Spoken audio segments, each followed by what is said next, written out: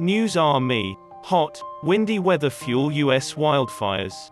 Wildfires in California and Montana expanded in size overnight under windy, hot weather, prompting the evacuation of over 100 houses on Saturday. An Idaho wildfire was also expanding. The McKinney fire, which erupted Friday in California's Klamath National Forest, scorched 160 kilometers by Saturday in a remote region near the Oregon border. Klamath National Forest spokesperson Caroline Quintanilla said the fire is growing with irregular winds and thunderstorms and triple-digit temperatures. As the fire grew, Governor Gavin Newsom proclaimed a state of emergency.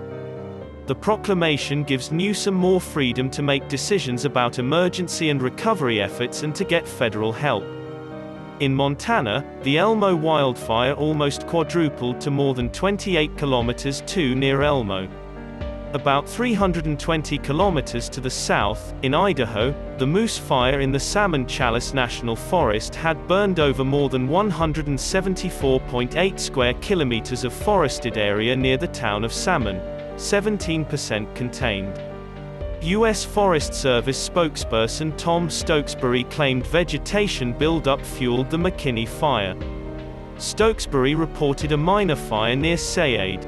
With lightning anticipated over the next 3 days, resources from around California are being rushed in to combat the flames.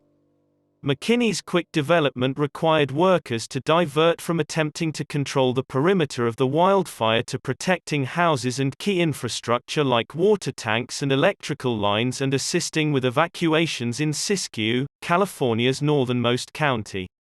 Law offices knocked on homes in Wyaka and Fort Jones to advise people to remove their cattle.